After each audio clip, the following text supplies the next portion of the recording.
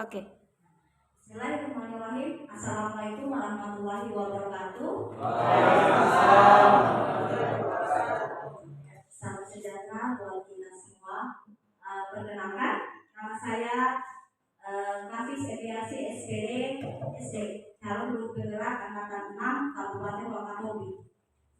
Dan pada pembahasan kali ini dengan tema budaya positif, dan kegiatan ini ada beberapa peraturan yang saya akan tetapkan di ruangan ini. Yang pertama, bahwa peserta harap fokus kepada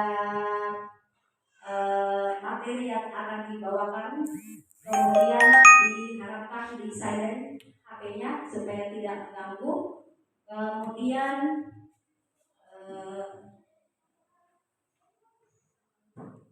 sesi pertanyaannya, apabila ada pertanyaan nanti di akhir pembahasan atau di akhir presentasi. Ya, sebelum kita ke acara selanjutnya, marilah sejenak kita membaca doa. Doa dimulai.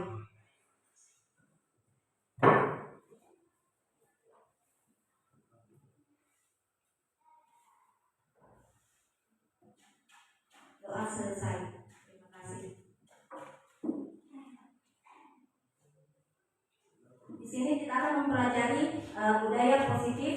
Tapi sebelumnya saya akan mengantar kita dulu ke visi pendidikan Indonesia.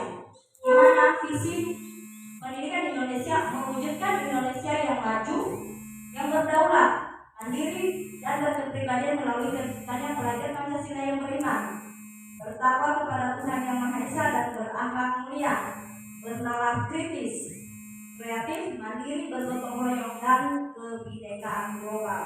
Jadi ini visi pendidikan Indonesia ya.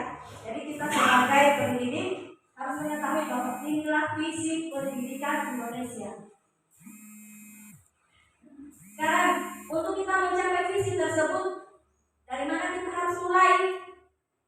Nah, ini yang jadi pertanyaannya, dari mana kita harus mulai visi tersebut? Maka kita mulai dari diri kita sendiri. Jadi supaya kita masuk di visi tersebut, kita mulai dari diri kita. Guru harus memahami yang pertama, filosofi Ki Hajar Dewantara, nilai dan peran guru penggerak. Ketiga, visi guru penggerak. Dan 4, budaya positif. Sekarang kita masuk di filosofi pendidikan Ki Hajar Dewantara. Jadi ini pendidikan nasional, ada 3 yang dijelaskan di sini, bahwa pendidikan adalah menuntun. Artinya di situ pendidikan menuntun segala kekuatan kodrat yang ada pada anak itu, agar mereka sebagai manusia dan sebagai anggota masyarakat dapatlah mencapai keselamatan dan kebahagiaan setinggi-tingginya. Kemudian yang kedua, pendidikan menghambat pada murid. Pendidikan haruslah berpihak pada murid sesuai dengan minat dan bakat kemampuannya. Dan yang ketiga, guru diibaratkan sebagai petani, sekolah ibarat lahan atau tanah, dan murid ibarat benih. Petani hanya bisa menuntun tumbuhnya benih dengan cara merawatnya. Itulah filosofi dari Ki Hajar Dewantara. 3 tadi ini adalah filosofinya.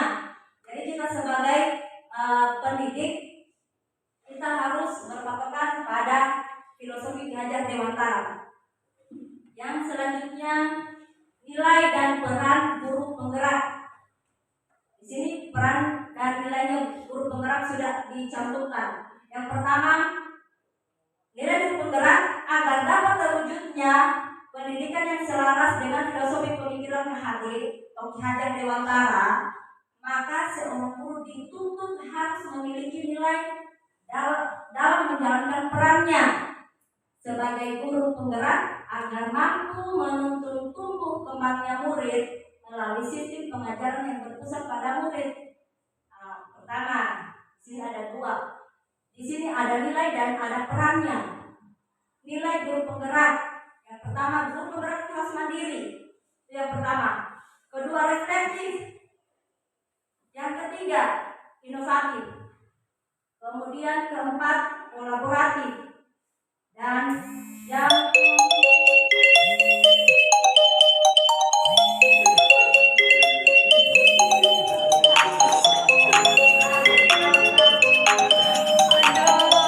lupa silentnya.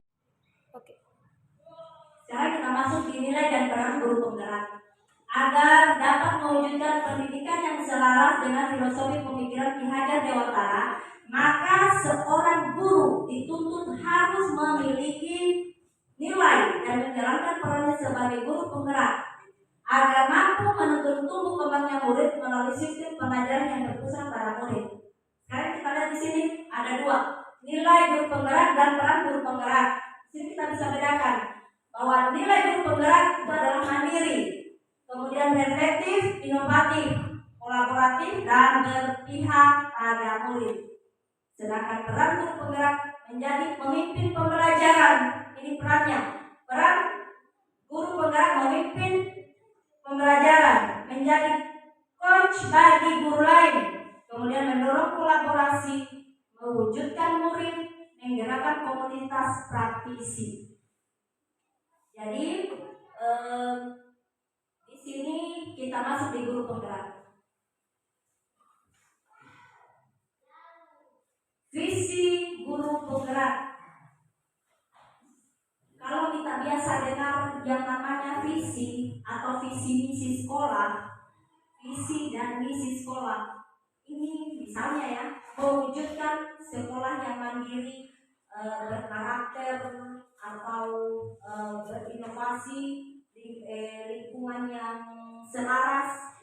Ini tidak semudah apa yang kita buat, tetapi dalam visi guru penggerak ini menyangkut banyak hal yang harus kita kaji. Kita perhatikan di sini filosofi pendidikan Ki Hajar Dewantara, yaitu terwujudnya pendidikan yang berpihak pada murid dengan menuntun murid sesuai kodrat agar murid mendapatkan kebahagiaan dan keselamatan setinggi-tingginya. Oleh karena itu, sebagai calon guru penggerak harus dapat merumuskan visi yang sejalan dengan filosofi pendidikan Ki Hajar Dewantara. Dalam mewujudkan visi tersebut diperlukan kerjasama seluruh sekolah dan langkah konkret menggunakan metode inquiry apresiatif dengan tahapan bagja. Bagja ini pertama kita buat pertanyaan. Dalam pembelajaran ini kita buat pertanyaan, apa yang harus berbuat? Ambil pelajarannya. Kemudian kita gali mimpi. Sekolahku saya inginkan seperti ini. Itu kita berangan-angan, gali mimpi, jabarkan rencana. Kita berencana seperti ini yang saya akan kerja. Sementara atur eksekusi tindakannya kita apa? Inilah yang disebut visi guru penggerak. Bentar kita kaji lagi. Kemudian di visi guru penggerak dibuat pertanyaan. Di sini bagian menerapkan model inquiry apresiatif. Misalnya tahapan proses inquiry apresiatif melalui tahapan bagian yang buat pertanyaan. Misalnya pada tahapan ini menemukan apa yang ingin Anda selidiki. Apa yang kita akan selidiki di sini menjadi bentuk pertanyaan.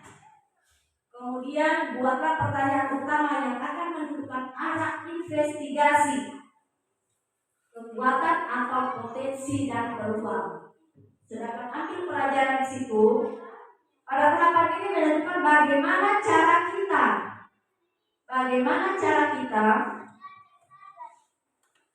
menggali fakta, memperoleh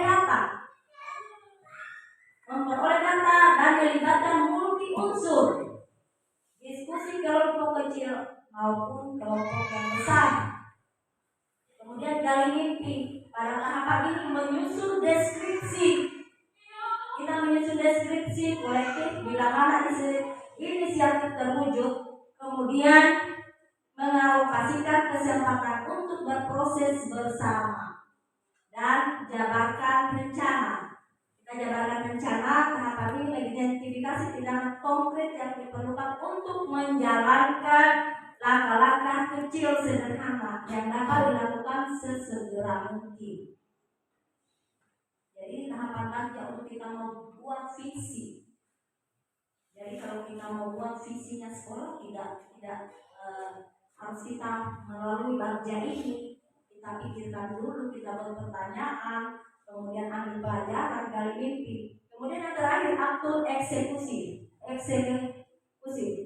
Pada tahapan ini siapa yang berperan dilibatkan dalam pengambilan keputusan? Siapa-siapa? Apakah seluruh warga sekolah atau hanya kepala sekolah saja dengan guru? Tidak lagi dilibatkan murid, tapi untuk semua itu diatur eksekusi semua atau seluruh warga sekolah.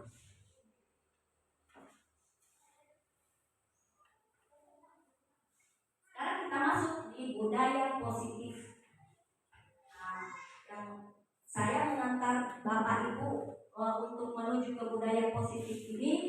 Di budaya positif ini kita akan menemukan diri kita, menemukan kebiasaannya kita yang di lingkungan sekolah, apa yang kita lakukan di sekolah, kita akan temukan pada budaya positif ini.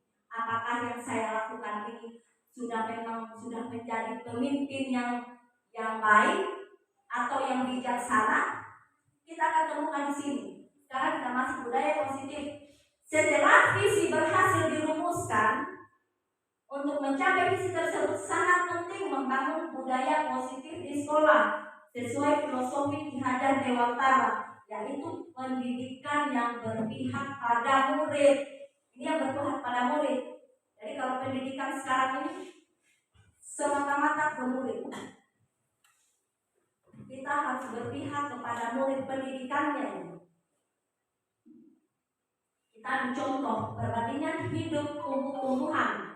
Seorang petani dalam hakikatnya sama kewajibannya dengan seorang pendidik yang menanam padi misalnya. Hanya dapat menuntut tumbuhnya padi. Ia dapat memperbaiki kondisi tanah, memelihara tanaman padi, memberi pupuk dan air, membasmi ulat-ulat atau jamur yang mengganggu hidup tanaman pada padi dan lain sebagainya. Itu menurut Ki Hajar Dewantara. Jadi kita guru sama seperti petani, bukan hanya kita menanam saja benih, tidak, tetapi kita juga bisa mengubahnya dari tanahnya, membasmi hama supaya tanaman itu subur. Sama halnya dengan kita guru, kita harus berinovatif, berkreasi supaya siswanya kita bisa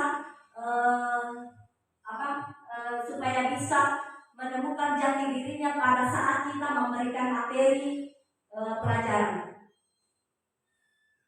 Sekarang budaya positif. Agar dapat membangun budaya positif di sekolah sesuai dengan filosofi pendidikan Ki Hajar Dewantara, yaitu pendidikan yang berpihak pada murid, seorang guru harus memahami yang pertama, disiplin positif dan nilai-nilai kebajikan universal. Kemudian teori motivasi, hukuman dan penghargaan, dan restitusi. 3. Keyakinan kelas. 4. Kebutuhan dasar manusia dan dunia berkualitas, restitusi, dan 5. Posisi kontrol. Di sini kita akan menemukan, kita sebagai pendidik, kita akan menemukan di sini di posisi yang mana kita sekarang pada saat ini.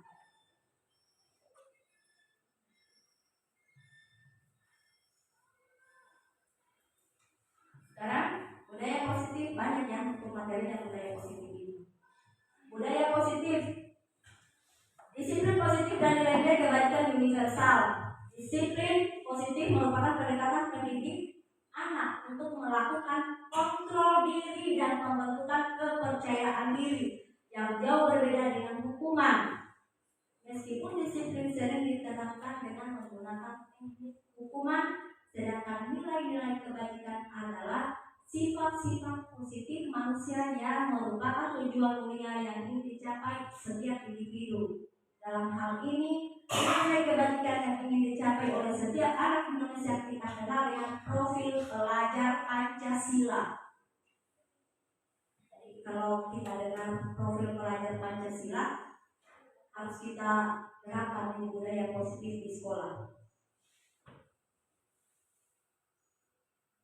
Budaya positif, disiplin positif, dan nilai kebajikan universal, perubahan paradigma teori kontrol. Ilusi guru mengontrol murid, ilusi bahwa kritik dan membuat orang merasa bersalah dapat menguatkan karakter, ilusi bahwa semua penguatan positif efektif dan bermanfaat. Kemudian ilusi bahwa orang dewasa memiliki hak untuk memaksa. Di sini kita bisa kita lihat ini, yang mana guru mengontrol murid, kritik dan membuat orang merasa bersalah ada. Sebentar pasti saya tampilkan videonya. Di situ bisa langsung kita melihat bahwa ternyata saya sebagai guru seperti ini karakternya saya. Ya, disiplin positif dan nilai-nilai kebajikan universal. Mengontrol seseorang, stimulus respon. Kita mencoba mengubah orang agar berpandangan sama dengan kita. Bisakah kita mengubah orang agar berpandangan sama seperti kita? Ya, tidak mungkin. Tetapi kita berusaha memahami pandangan orang lain tentang dunia. Kalau di stimulus respon, kita mencoba mengubah orang agar berpandangan sama dengan kita. Berarti kita memaksakan hendaknya kita ke orang lain. Tetapi kalau teori kontrol bukan seperti itu. Tetapi kita berusaha memahami pandangan orang lain. Sedangkan perilaku buruk dilihat sebagai suatu kesalahan. Perilaku buruk dilihat sebagai suatu kesalahan. Tetapi di teori kontrol semua perilaku memiliki tujuan. Berarti ada tujuannya. Dia berperilaku seperti ini ada tujuannya. Kemudian orang lain bisa mengontrol saya? Tidak mungkin. Orang lain tidak mungkin bisa mengontrol kita. Tetapi hanya Anda sendiri yang mengontrol diri Anda. Kita sendiri, bukan orang lain yang bisa mengontrol kita. Memaksakan ada pada saat rujukan gagal. Kolaborasi dan konsensus menciptakan pilihan-pilihan baru. Kemudian model berpikir menang atau kalah. Prinsip yang sama, model berpikir menang atau kalah. Biasanya kita berpikir, saya menang atau tidak, menang atau kalah. Kita was-was. Tetapi kalau di teori kontrol berpikir positif, model berpikirnya saya pasti menang, saya pasti menang. Disitulah kita akan menang. Jadi semua pemikiran kita harus positif. Jadi anak-anak harus kita ajarkan bahwa mereka selalu berpikir positif.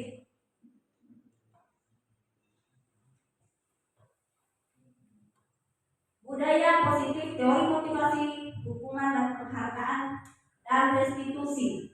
Merdeka. Merdeka itu artinya tidak hanya terlepas dari perintah, akan tetapi juga cakap buat memerintah diri sendiri. Berarti kita bisa kita memerintah diri kita. Bukan hanya kita diperintah orang lain bahwa kita itu sudah merdeka, tetapi bagaimana diri kita juga kita bisa membawa supaya diri kita juga bisa merdeka.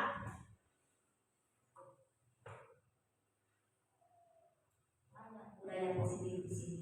Budaya positif ada teori motivasi, hukuman, penghargaan, dan restitusi. Kemudian budaya positif, lingkungan positif, keyakinan kelas, peraturan kelas. Di sini ada keyakinan kelas, ada peraturan kelas. Ini beda.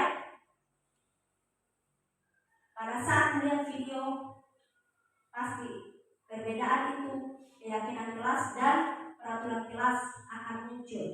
Oh, ini ternyata keyakinan kelas, ini ternyata peraturan kelas.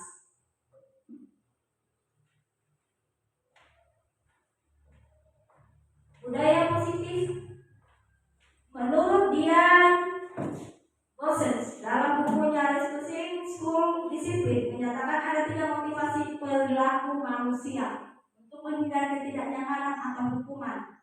Apa yang akan terjadi apabila saya tidak melakukannya?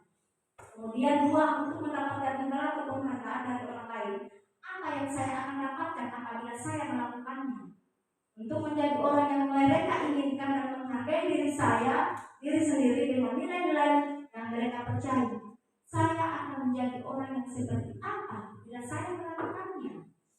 Itu pertanyaan.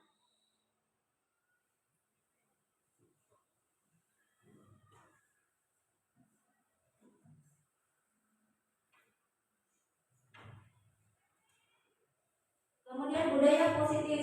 Di teori motivasi lagi ya. Perbedaan hukuman. Di sini ada hukuman. Di sini ada hukuman, ada konsekuensi. Kemudian ada suatu lagi hukuman penghargaan. Jadi banyak. Kalau kita pahami yang ini, kita mengerti yang ini, maka kita akan sadar bahwa ternyata yang saya lakukan ke sesuatu ternyata ini masih kurang. Misalnya, perbedaan hukuman dengan konsekuensi adalah konsekuensi sebagai akibat langsung dari perbuatan yang dilakukan dan sifatnya telah terencana sesuai dengan kesepakatan. Kemudian sementara itu hukuman adalah sebuah cara untuk mengarahkan sebuah tingkah laku agar sesuai dengan tingkah laku yang berlaku sesuai secara umum dan sifatnya tidak terencana atau tiba-tiba. Kemudian suatu penghargaan adalah suatu benda atau peristiwa yang diinginkan yang dibuat dengan persyaratan. Hanya jika Anda melakukan hal ini, maka Anda akan mendapatkan sesuatu yang diinginkan. Dan restitusi adalah proses menciptakan kondisi bagi murid untuk memperbaiki kesalahan mereka sehingga mereka bisa kembali pada kelompok mereka dengan karakter yang lebih kuat. Ini restitusi. Masuk di keyakinan kelas. Keyakinan kelas merupakan nilai-nilai kebajikan universal yang disepakati secara tersirat dan tersurat, lepas dari latar belakang suku, negara, bahasa maupun agama. Keyakinan kelas.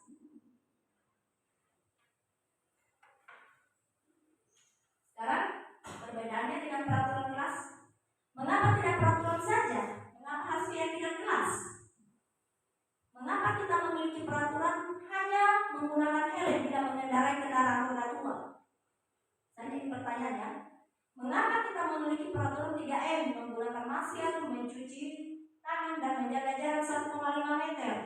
Kemudian mengapa memiliki peraturan harus datang tepat waktu pada saat mengikuti pelatihan? Ada jawabannya pada masing-masing kita pribadi. Ini ada jawabannya. Mengapa? Kemudian untuk mendukung motivasi intrinsik kembali ke nilai-nilai keyakinan-keyakinan, lebih menggerakkan seorang dibandingkan mengikuti serangkaian peraturan-peraturan. Saya tampilkan videonya ya.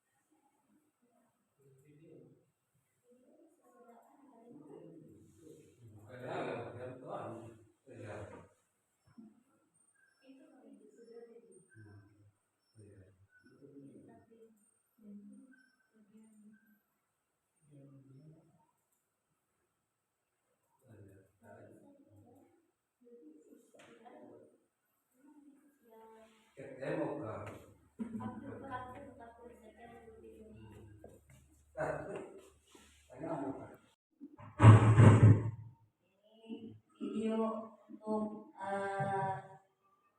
keyakinan kelas ya. Calon guru penggerak. Video ini akan menampilkan 6 panduan yang dapat diterapkan dalam menyusun kesepakatan kelas. Mari kita simak bersama. Izinkan murid untuk menyampaikan masalah yang dihadapi saat ia berada di kelas dan harapan kelas yang membuatnya nyaman. Hal ini bisa dilakukan secara individu, berkelompok, atau dari survei kelas. Seperti apa kelas impianmu? Ceritakan kelas impianmu. Bagaimana kondisi kelas, teman-temanmu, dan guru impianmu? Bertanyalah harapan tentang kelas. Apa yang murid harapkan tentang kondisi kelas, tentang gurunya, dan teman-teman di kelas. Kemudian tulis hasil diskusi tersebut di papan atau dalam poster. Hal ini memberi kesempatan murid dilibatkan dalam mengatur kelas.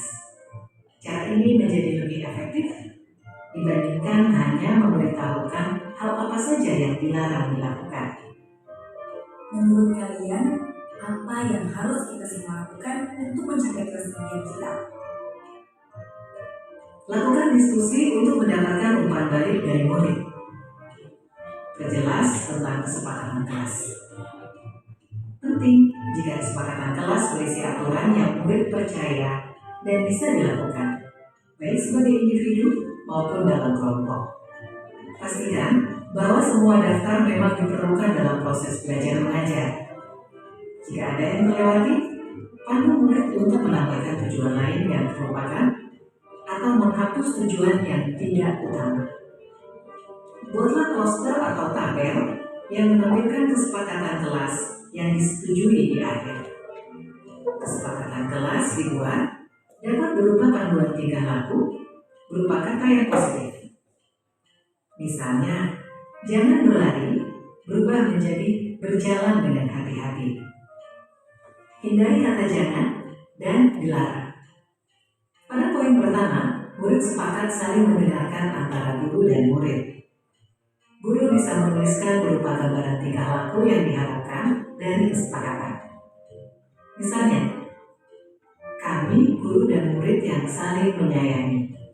Buatlah penekanan pada sifat positif dalam kesepakatan kelas tersebut, yaitu saling menyayangi. Pada poin kedua, murid sepakat. Murid aktif dan semangat saat belajar. Guru bisa menuliskan berupa gambaran tingkah laku yang diharapkan dari kesepakatan. Misalnya, kami murid yang semangat belajar. Buatlah penekanan pada sifat positif dalam kesepakatan kelas tersebut, yaitu semangat. Pada poin ketiga, murid sepakat saling membantu jika ada yang mengalami kesulitan. Guru bisa menuliskan berupa gambaran tingkah laku yang diharapkan dari kesepakatan. Misalnya, kami murid yang peduli dengan teman-teman. Buatlah penekanan pada sifat positif dalam kesepakatan kelas tersebut, yaitu peduli. Pastikan jumlah poin kesepakatan kelas tidak terlalu banyak, sehingga mudah dipahami dan dilakukan murid. Untuk menciptakan rasa memiliki, beri waktu bagi semua murid untuk menandatangani atau memberi nama ataupun tanda pada poster kontrak kesepakatan. Guru juga perlu memberikan tanda tangan. Letakkan poster kontrak kesepakatan di bagian kelas yang terlihat oleh semua murid dan guru. Perhatikan umur perkembangan murid. Untuk murid PAUD, bisa memberikan cap tangan untuk tanda menyepakati kesepakatan kelas. Lakukan refleksi secara rutin terkait kontrak kesepakatan kelas yang sudah disusun. Tanyakan siswa terkait perkembangan penerapan aturan dan tentukan apakah ada hal yang perlu diubah atau diperbaiki. Apakah kesepakatan kelas ini sudah bisa dilakukan? Sudah Bu, tapi kadang masih ada yang suka ngobrol. Ayo kita diskusikan lagi, mengapa hal ini sulit dilakukan? Baik Bu. Lakukan proses ini terutama saat pertama, awal tahun ajaran baru. Kedua, saat ada murid yang melakukan hal yang tidak sesuai kesepakatan. Ketiga, sebelum menjalankan aktivitas baru. Keempat, ketika awal masuk sekolah setelah libur panjang. Proses ini tidak akan pernah berhenti dan akan selalu dikembangkan. Seperti proses belajar yang terus berlangsung selama kita hidup. Semangat mencoba!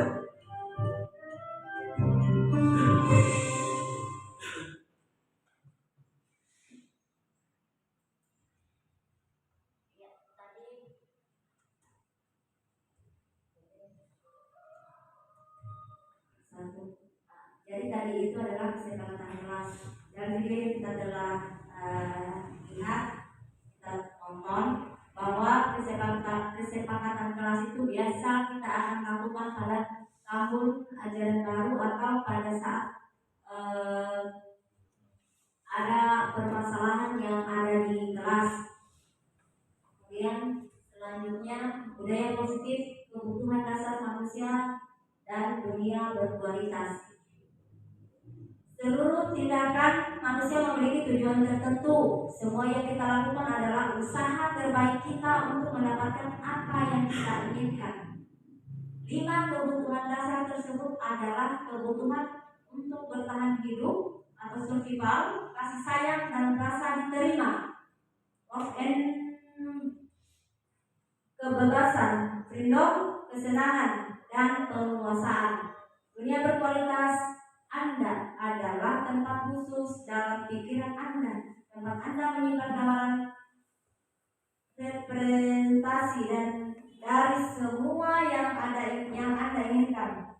Bisa berisi orang-orang, hal-hal dan apa saja yang terbaik dalam hidup Anda dan membuat Anda merasa bahagia dan terpenuhi kebutuhan dasarnya. Jadi di sini ada 5 kebutuhan dasar manusia yang kebutuhannya adalah kebutuhan untuk bertahan hidup, kasih sayang, rasa diterima, kemudian kebebasan, kesenangan dan penguasaan. Jadi kita sebagai pendidik harus tahu ini yang kebutuhan dasar manusia atau kebutuhan dari murid-murid kita.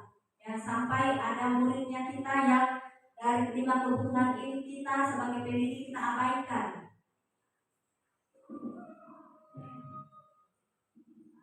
Restitusi atau budaya positif selanjutnya, restitusi dan 5 posisi kontrol. Program disiplin positif yang berpusat pada murid yang dikembangkan oleh Dian Gosens dengan pendekatan restitusi yang disebut dengan 5 posisi kontrol yang itu. Yang pertama, pendidik sebagai penghukum. Kemudian pendidik sebagai pembuat merasa bersalah. Kemudian selanjutnya pendidik juga menjadi sebagai teman dan pemantau. Dan yang terakhir adalah manajer. Mari kita lihat videonya bersama supaya kita bisa tahu bahwa kita sebagai pendidik ada pada posisi kontrol yang mana.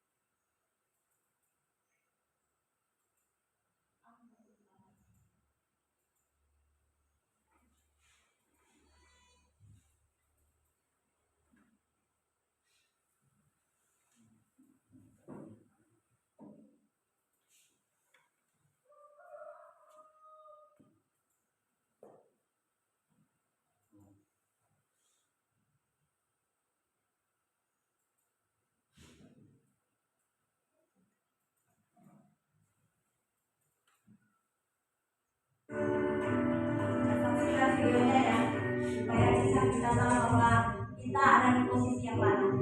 Ini adalah sebagai penghukum, guru sebagai penghukum. Naran, sini kamu. Selamat pagi, Bu.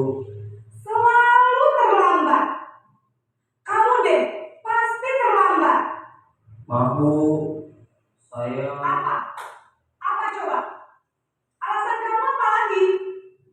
Kapan sih kamu tidak terlambat? Malas sekali ya kamu jadi anak. saya Dasar pemalas. Gak kapok-kapok sih kamu. Sudah berapa kali terlambat? Sana, kamu keliling lapangan basket 2 kali. kenapa saya harus keliling lapangan basket, Bu? Kenapa? Kamu melawan ibu. Berani-beraninya jawab. Sudah terlambat.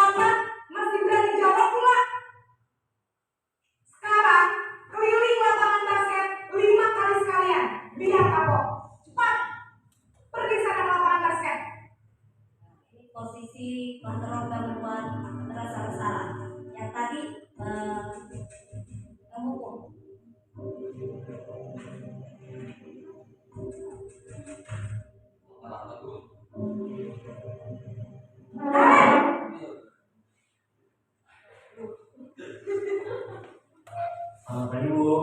Naren, kamu kenapa terlambat lagi, nak? Ya Tuhan, Naren. Kamu senang ya bikin ibu susah ya? Kalau kamu terlambat lagi, nanti ibu yang ditegur bapak kepala sekolah, nak. Disangka ibu tidak bisa membina kamu. Duh, gimana ini? Maaf, Bu. Duh, Gusti Naren. Kamu suka ya kalau ibu ditegur bapak kepala sekolah? Terus, sekarang ibu harus tulis apa yang di buku absen? Ini kamu sudah sering terlambat loh. Ibu harus apa coba? Maaf, Bu. Maaf sekali. Ya sudah, lain kali jangan bikin ibu susah lagi ya, nak ya. Ibu tidak akan kuat lagi kalau kamu gini terus. Bisa jantungan kalau ibu tegur bapak kepala sekolah. Sekarang cepat kelas. Maaf ya, Bu. Maaf sekali. Posisi pembuat rasa bersalah berbicara dengan nada tenang. Ini posisi teman ya. Jadi guru dengan siswanya ini sebagai posisi teman.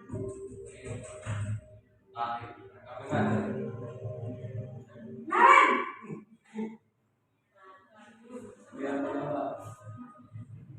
Selamat pagi, Bu. wah sudah jam berapa ini nak? Terlambat lagi ya sayang. Iya, Bu. Habis ibu saya lupa bangunkan saya, Bu.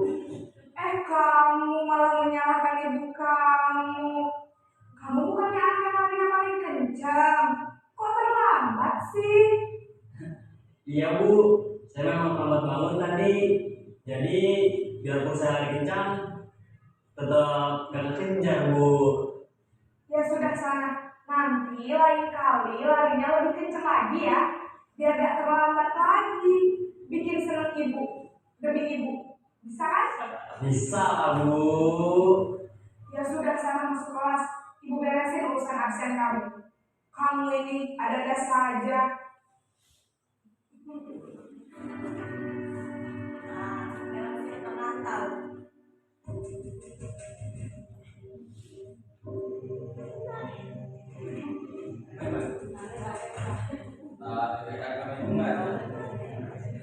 Naren!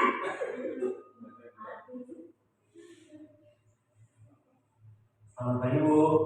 Naren, apa peraturan sekolah kita tentang jam berapa kita harus masuk sekolah, nak? Kita harus di sekolah jam 7, Bu. Iya betul, sekarang sudah jam 7.20. Naren sudah tahu konsekuensinya jika terlambat hadir. Paham, Bu. Saya harus tinggal kelas pas jam istirahat selama 20 menit. Iya benar, konsekuensinya demikian. Jadi nanti jam 9.30 pas istirahat, kamu harus tinggal di kelas, kerjakan tugas tambahan untuk ketertinggalan kamu, ya? Baik, Bu.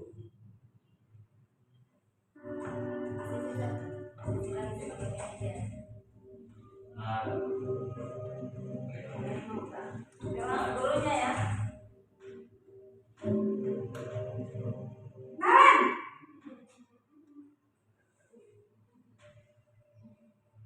Selamat pagi, Bu. Selamat pagi, Naren.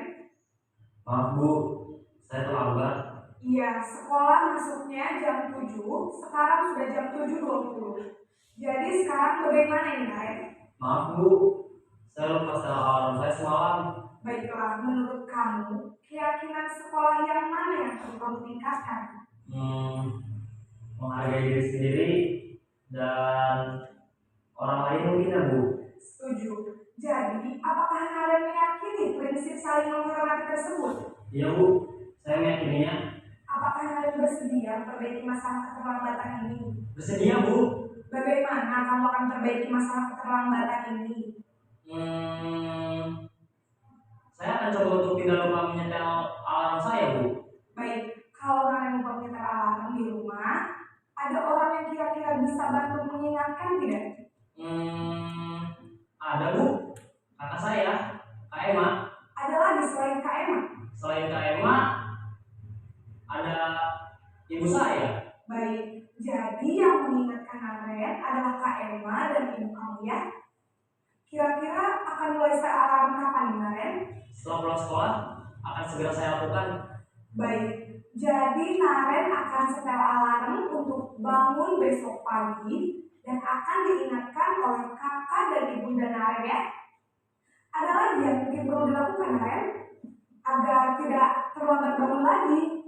Tidak ada, Bu. Baik Naren, terima kasih untuk kerjasama kamu. Sekarang kamu perlu kembali ke kelas untuk belajar. Baik, Bu. Terima kasih.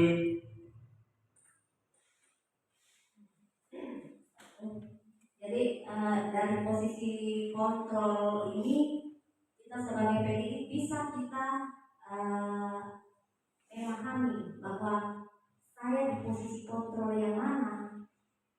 Apakah kita sebagai penghukum, kemudian membuat rasa bersalah sebagai teman, pemantau, ataukah sebagai manajer. Jadi manajer itu posisinya di sini seperti yang tadi, mereka mengingatkan dan memberi solusi. Sementara kalau di sini sebagai penghukum, ya disuruh keliling lapangan basket. Jadi di sini kalau misalnya posisi kontrol untuk penghukum ini biasanya seorang penghukum bisa menggunakan hukuman fisik maupun verbal.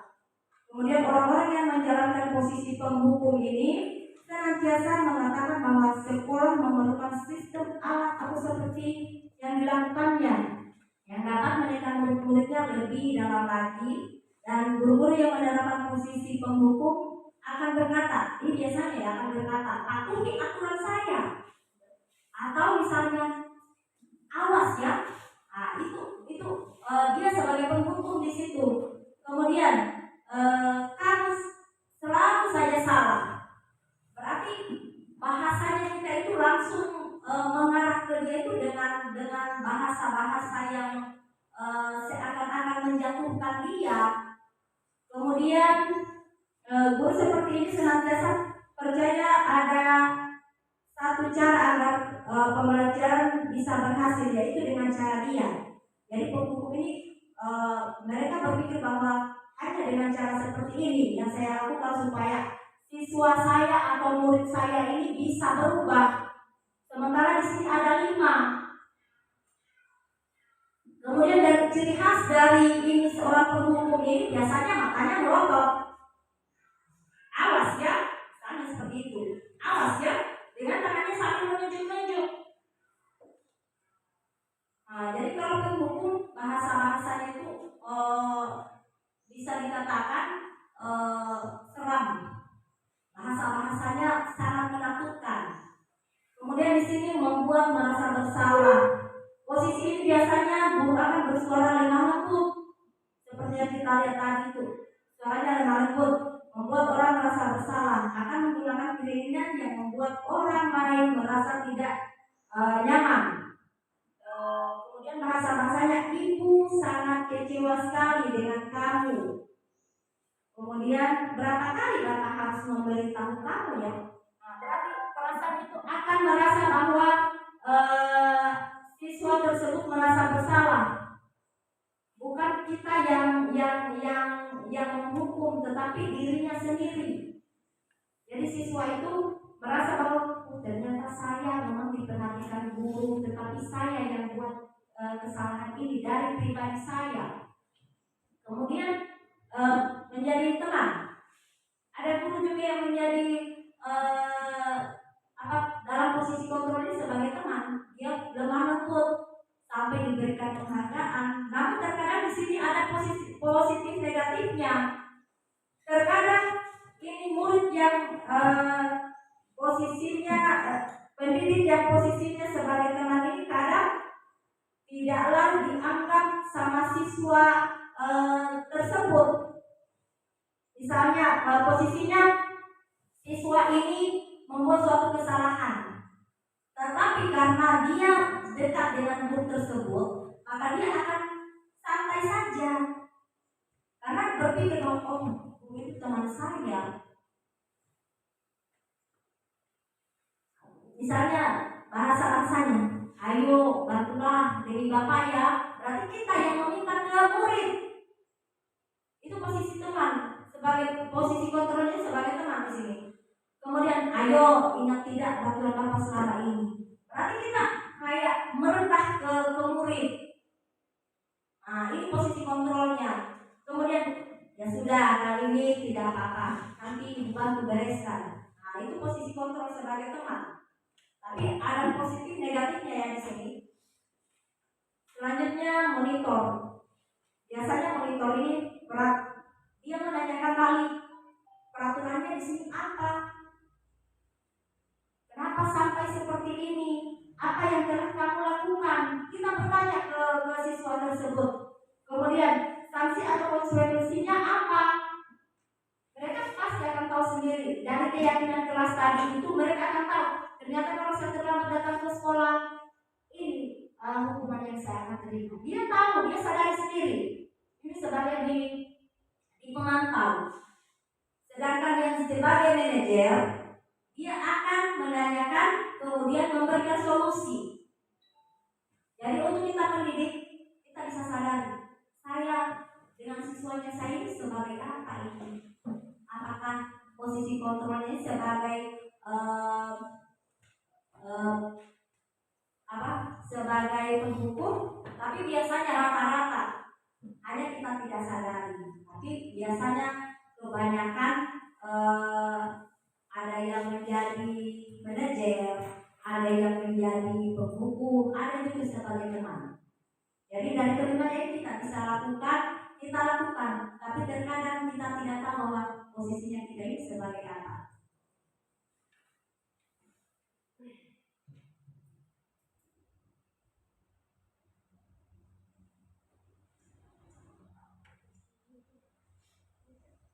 Sekarang restitusi atau segitiga restitusi. Apa itu restitusi? Restitusi adalah proses menciptakan kondisi bagi murid untuk memperbaiki kesalahan mereka sehingga mereka bisa kembali kepada kelompok mereka dengan karakter yang lebih kuat. Ini restitusi. Misalnya kita membuat peraturan, kemudian kita memanggil, kita dengan arahan-arahannya kita, maka dia tidak akan melakukan kesalahan yang sama, dan dia akan dengan percaya diri masuk ke kelompoknya. Jadi kita sebagai pendidik harus pintar memilah ini posisi kontrol. Kemudian restitusi segitiga menurut Ian Gosen. 3 tahapan tersebut didasarkan pada prinsip-prinsip utama dari teori kontrol, yaitu menstabilkan identitas, validasi tindakan yang salah, dan menanyakan keyakinan. Selanjutnya kita lihat lagi video restitusi segitiga.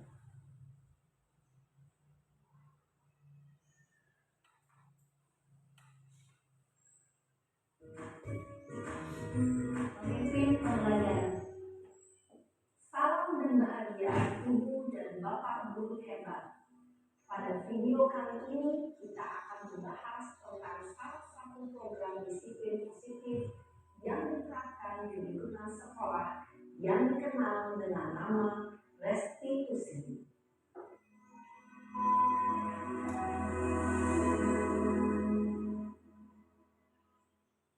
Restitusi dikembangkan oleh pakar pendidikan Diane Gossen, berlandaskan pada teori kontrol Dr. William Glasser. Segitiga restitusi adalah suatu proses dialog yang dijalankan oleh guru atau orang tua agar dapat menghasilkan murid yang mandiri dan bertanggung jawab. Pada saat guru di posisi manajer, aspek yang dikembangkan pada murid adalah motivasi intensif, sehingga penanaman nilai-nilai kebajikan dapat tumbuh dan berkembang menjadi suatu kebiasaan positif yang akhirnya membentuk karakter murid. Proses dialog ini terdiri dari 3 langkah yang digambarkan pada ketiga sisi pada segitiga restitusi. Sisi pertama adalah menstabilkan identitas. Sisi yang kedua adalah validasi tindakan yang salah. Dan sisi yang ketiga ketiga adalah menanyakan keyakinan. Ibu dan bapak guru, berikut ini akan ditunjukkan bagaimana seorang guru berada dalam posisi manajer menggunakan penerapan segitiga restitusi.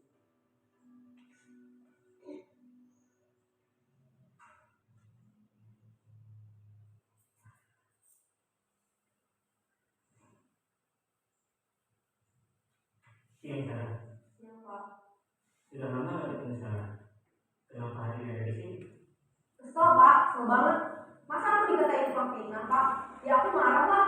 Aku balik katain Eka di depan kelas. Kesel banget. Oh begitu. Ya pasti kamu marah dan kesal. Bapak juga akan marah apabila ada yang menuduh Bapak seperti itu. Kemudian pada saat itu kamu mau melakukan apa? Ya saya harus ngatain Eka lah pak. Kesel banget. Saya bentak-bentak dia dengan teman-teman lain. Oh begitu.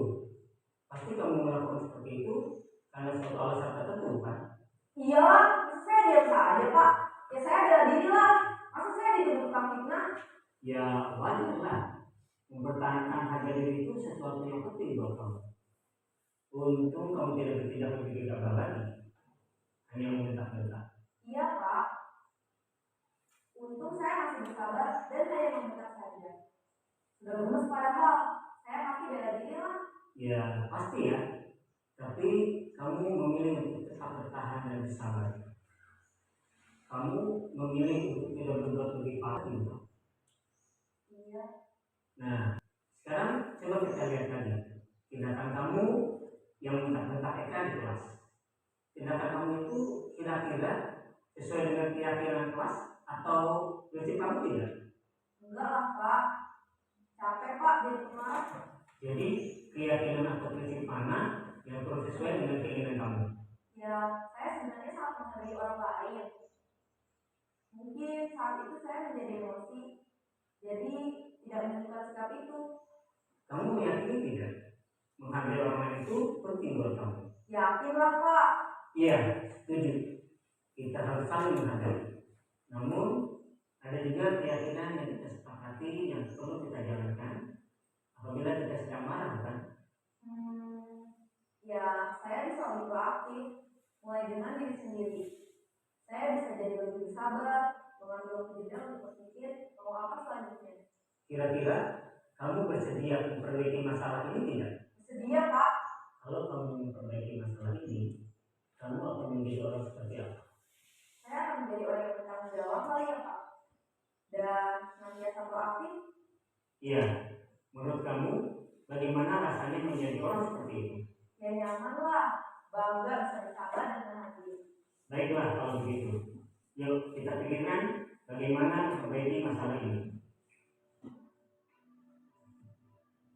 Ya, itu segitiga restitusi. Ibu dan bapak guru hebat. Baru saja kita menyaksikan contoh bagaimana seorang guru berada dalam posisi manajer menggunakan penerapan segitiga restitusi. Mari kita bahas satu persatu. Pada sisi pertama, menstabilkan identitas berdasarkan pada prinsip bahwa membuat kesalahan adalah bagian dari proses pembelajaran. Sisi pertama dari segitiga ini berperan menggeser identitas murid dari identitas gagal ke identitas sukses.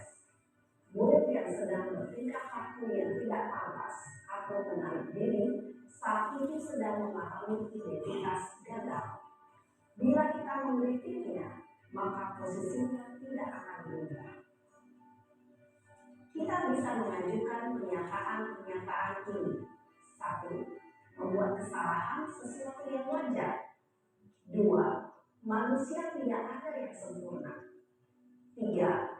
Kita bisa memperbaiki masalah ini. 4. Saya tidak menanyakan kesalahannya. Saya lebih fokus bagaimana memperbaiki masalah ini. 5. Apakah saat ini kamu akan menjadi orang yang baik untuk dirimu sendiri? Pada sisi kedua, validasi tindakan yang salah. berlandaskan pada prinsip bahwa setiap perilaku berupaya memenuhi suatu kebutuhan dan dapat mengembalikan murid pada posisi positif. 1. Kamu bisa saja bertindak lebih gegabah lagi dari ini. 2. Aku bukan melakukannya tanpa suatu alasan tertentu. 3. Kamu melakukannya karena mempertahankan sesuatu yang penting bagimu. 4. 2. Kesediaan orang yang melakukan kesalahan untuk memperbaiki masalah. 3. Pemecahan masalah sebisa mungkin relevan atau memiliki hubungan dengan masalah yang ada. 4. Usaha. Perlu adanya suatu usaha kebaikan dari pihak yang berbuat kesalahan. 5. Waktu. Perlu didedikasikan waktu dari pihak yang berbuat kesalahan. Tanyakan kapan akan mulai melakukan usaha untuk memperbaiki masalah. Dengan memahami struktur penerapan segitiga restitusi, diharapkan guru dapat menerapkan posisinya sebagai manajer dengan mengajukan pertanyaan-pertanyaan bermakna yang dapat membuat murid menjadi lebih percaya diri, bertanggung jawab, dan mandiri. Nah, ibu bapak guru perlu tidaknya mengikuti ketiga tahapan dalam segitiga restitusi bergantung pada ringan beratnya suatu permasalahan. Misalnya, bila permasalahan tersebut ringan, maka tidak perlu dijalankan secara berurutan. Bahkan bisa semudah menanyakan apa keyakinan yang kita sepakati. Dengan menjalankan segitiga restitusi, dengan mengajukan pertanyaan-pertanyaan bermakna, diharapkan murid menjadi kuat secara pribadi, dapat membuka wawasan murid agar dapat menyelesaikan permasalahannya sendiri, semakin percaya diri, mandiri, dan merdeka. Salam yang bahagia, ibu bapak guru hebat.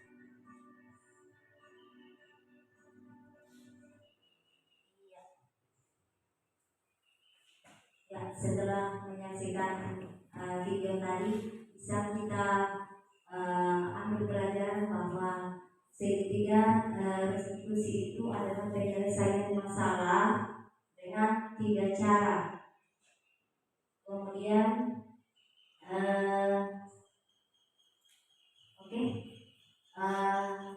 sebelum saya akhiri pembahasan kita hari ini, saya buka sesi pertanyaan dari Bapak Ibu. Apakah ada pertanyaan dari materi yang dibawakan?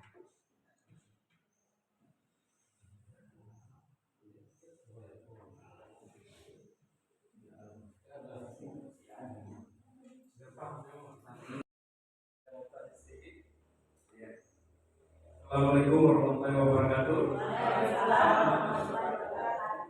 Ya, terima kasih atas kesempatan yang diberikan sama saya. Yang saya mau tanyakan adalah bagaimana penerapan nilai dan peran guru penggerak dalam itu seperti yang mandiri, refleksi, inovatif, kolaboratif, dan berpihak pada murid. Nah, itu saja. Terima kasih.